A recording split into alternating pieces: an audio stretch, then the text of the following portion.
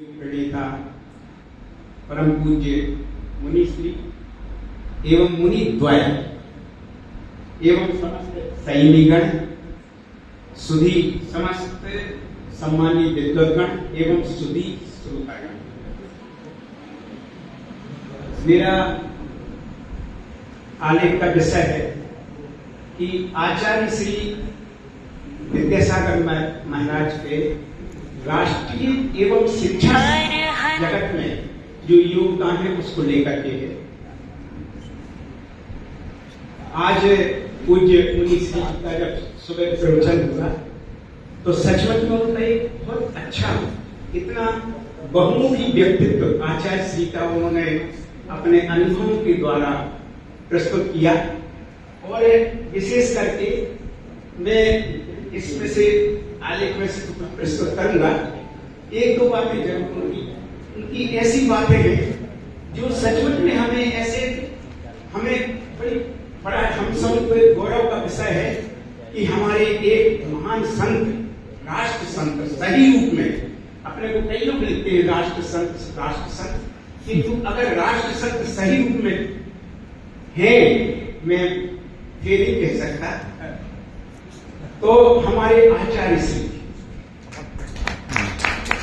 क्योंकि सचमुच में उनका राष्ट्रीय चिंतन इतना गहन और इतना अच्छा था, इतना राष्ट्र के प्रति जो समर्पण था, उनका प्रेम था, वो चाहते थे हमारा भारत विकसित हो।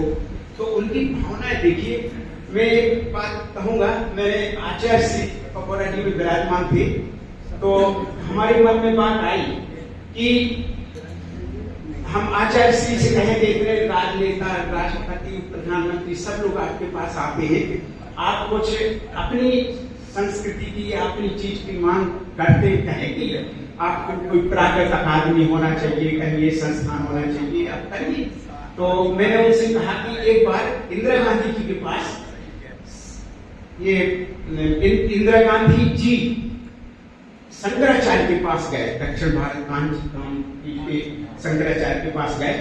तो आते आते इंदिरा जी ने पूछा कि बताइए हम क्या करें। कहते आप कुछ वेद का उद्धार करिए, वेद विद्या प्रतिष्ठान करिए। और आज मेरी समझ में 35-40 साल से वेद विद्या प्रतिष्ठान पूरे देश में वैदिक पाठशालाएं चला रहा है और उसका करोड़ों का हर वर्ष बजट होता है।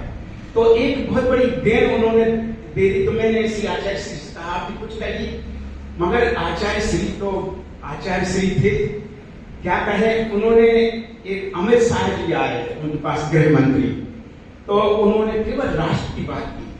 अमित शाह जी ने बाद में वक्तव्य दिया कि लोगों ने पूछा, संवाददाताओं ने, कि आपने आचार्य श्री से क्या चर्चा हुई, उन्होंने क्या मांग रखी। कह रहे मुझे तो आश्चर्य होता है कि इतने बड़े जैन संत होकर के भी उन्होंने केवल राष्ट्र की बात की, कोई व्यक्तिगत या कोई अपनी संस्कृति किसी चीज की कोई मांग नहीं की।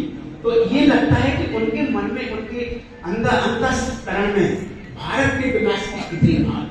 चाहे आप शिक्षा जगत को देख लें, मैं कहता हूं अगर उनकी केवल शिक्षा जगत पर, मैंने उन्होंने जो एजुकेशन पॉलिसी ये सब दी है, अगर उसको अलग से अध्ययन करके कोई पीएचडी इस पर करे, तो मैं बताऊं जो बीएड और एमएड में जो कोर्स चलता है, तो आचार्य विद्यासागर महाराज जी की शिक्षा पद्धति, इस पर एक पूरा कोर्स चल सकता है। इतना अच्छा उन्होंने किया।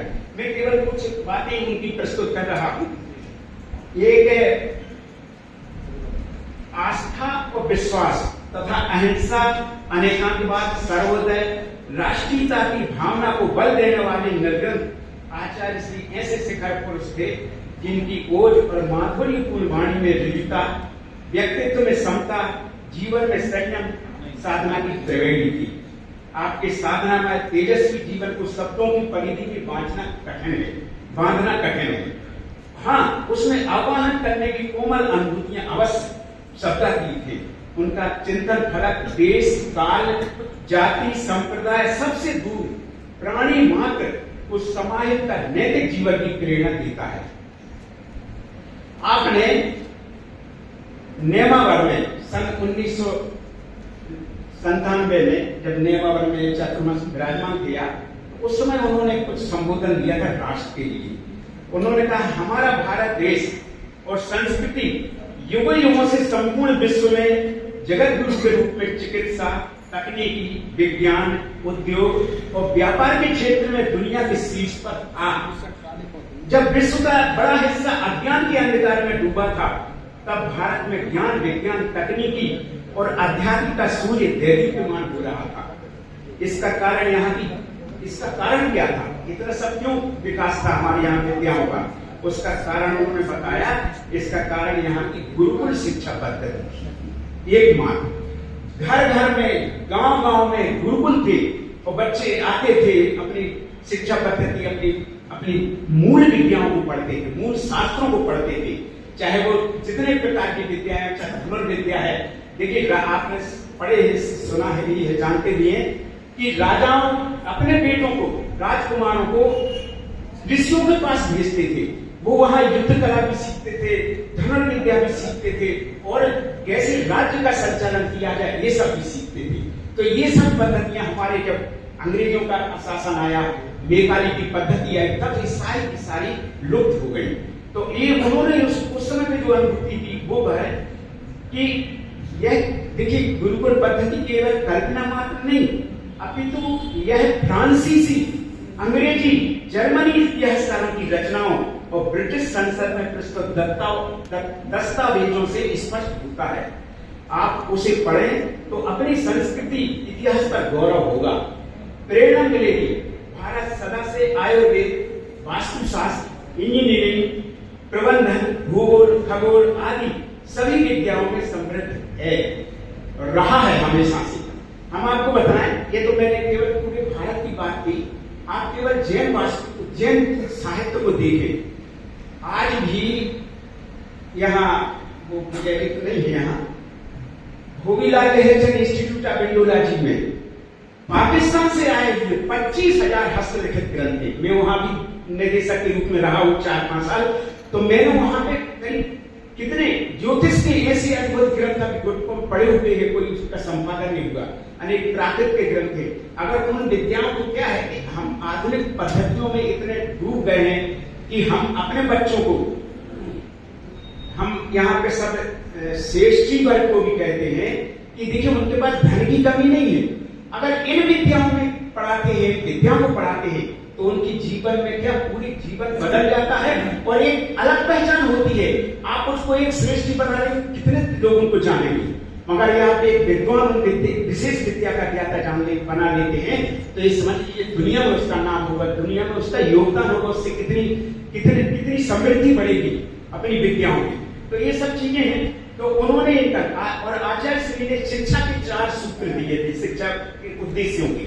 उन्होंने कहा कि शिक्षा का उद्देश्य केवल धनार्जन नहीं है या नौकरी प्राप्त करना नहीं है, हित का सृजन और अहित का विसर्जन ही शिक्षा का लक्षण है। शिक्षा का उद्देश्य जीवन निर्वाह नहीं, जीवन निर्माण है। आचार्य श्री ने और आगे बात कही कि विद्या अर्थकरी नहीं, परमार्थकरी होनी चाहिए। शिक्षा का कार्य संस्कारों के संरक्षण के साथ भविष्य का विकास करना है। ज्ञान भाषात्मक नहीं, भावनात्मक होना चाहिए। मैं इसी संदर्भ में एक बात कहूं, मैंने आचार्य श्री से कहा कि बहुत पहले की बात है कि आचार्य श्री आप प्राकृत व्याकरण और प्राकृत वगैरह आप अपने संग में पढ़ाइए, तो उससे विकास होगा। क्योंकि यही मुनिराज जब जाते हैं तो अलग विद्यासागर जैसे नजर आते हैं, तो वो जो विकास करेंगे और जो प्राकृत भाषा का प्रचार करेंगे कोई नहीं कर पाएगा।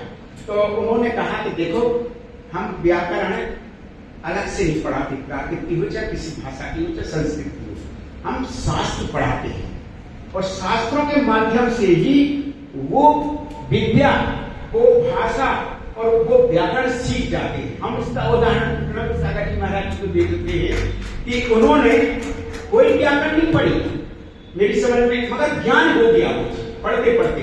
उन्होंने अष्टपाहट, आचार्य कुंद के अष्टपाहट जैसे ग्रंथ पर जब वो टीका लिख रहे थे, प्राकृत भाषा, देखिए संस्कृत भाषा है टीका तो बहुत है, पर उन्होंने अद्भुत कार्य किया कि अष्टपाहट पर प्राकृत भाषा में इतनी मोटी टीका है। ये बहुत बड़ी बात है। और इन्होंने कोई व्याकरण अलग से नहीं पढ़ा, केवल आचार्य श्री से जो शास्त्र पढ़े उन्हीं के माध्यम से व्याकरण भी समझ गए, साहित्य भी समझ गए, भाषा भी समझ गए। तो ये चीजें होती है। तो इस तरह से और भी अनेक बातें हैं। मैं ये जरूर इसमें कहना चाहिए, 2-3 बातें और कह करके तो वाणी को प्रारंभ देता हूँ, क्योंकि संयोजक जी भी खड़े हो गए हैं। यह जानकर दुख होता है, देखिए उन्होंने स्पष्ट कहा, यह जानकर बड़ा दुख होता है कि भारत ही एक ऐसा देश है जिसमें शिक्षा का माध्यम अपनी मातृभाषा को छोड़कर विदेशी भाषा को बनाया है। इतनी बड़ी मतलब है, ये समझ लीजिए कि आप उनसे जाके पूछिए गांव में लोगों से, अपने बच्चे जब पढ़ते हैं उनको जबरदस्ती अंग्रेजी सीखना पड़ती है, जबरदस्ती, अरे उनकी मातृभाषा के माध्यम से। तो उन्होंने आगे लिखा है, आज जबकि आज विकसित देशों में अग्रणी चीन, जापान, रूस, फ्रांस और जर्मनी ने प्राथमिक शिक्षा से लेकर उच्च शिक्षा तक और उच्च शिक्षा, तकनीकी, चिकित्सा, इंजीनियरिंग, कंप्यूटर, व्यवसायिक शिक्षा आदि को अपनी मातृभाषा में ही देने का विधान बनाया है, ये नहीं कि अंग्रेजी में। और हमारे यहाँ पे ये दिक्कत होती है कि आज हम अभी बनारस में एक नैतिक शिक्षा शिविर लगा था गर्मी के दिनों में, तो 10वीं 12वीं के बच्चों ने जब परीक्षा दी उनको 19 लिखना नहीं आता। उनकी राइटिंग हिंदी की ऐसी थी जैसे महात्मा गांधी की राइटिंग थी, ऐसी लग रही थी, समझ में नहीं आती थी कि कैसे क्या लिख रहे हैं। मुझे आश्चर्य होता है, 12वीं पास हो रहे बच्चे 12वीं 11वीं पढ़ रहे हैं, उनको हिंदी लिखना नहीं आ रहा। तो हम अपनी मातृभाषाओं को लिखना पढ़ना नहीं जानते। आज किसी बच्चे से कई लोग बच्चे पूछी 49 को क्या कहते हैं, हम कहते हैं 49 पुस्तकें लाओ, कह रहे हैं वो अंग्रेजी में बताओ, तब उनको कहना पड़ेगा 40। ये स्थिति है। तो ये चीजें ये क्यों हुई? क्योंकि हमारी मूल में ही भूल हो गई और हमने केवल अपनी ये विदेशी भाषा में शिक्षा पद्धति के माध्यम से बनाया। इस दृष्टि से सब चीजें हुई है। तो आचार्य श्री ने बहुत, मैं बताऊं, ये जब नई शिक्षा नीति 2020 में आई तो नई शिक्षा नीति में जो मातृभाषा को रखा गया है, जो शिक्षा पद्धति शुरू में चलेगी, हर व्यक्ति ये नहीं कि खाली हिंदी हो, चाहे कन्नड़ का व्यक्ति है तो कन्नड़ में पढ़ेगी अपनी मातृभाषा में, तमिल का है तो तमिल में। तो मातृभाषा को प्रधानता दी गई है, केवल आचार्य श्री की प्रेरणा से दी गई है। ये हमें करना है। बस मेरे बातें तो बहुत है, मगर ये नहीं मैंने अपनी बातें संक्षेप में करी। अगर ये प्रकाशक होगा तो उसमें मेरा निबंध विस्तृत आ जाएगा, तब सारी बातें आप लोग पढ़ सकेंगे। धन्यवाद।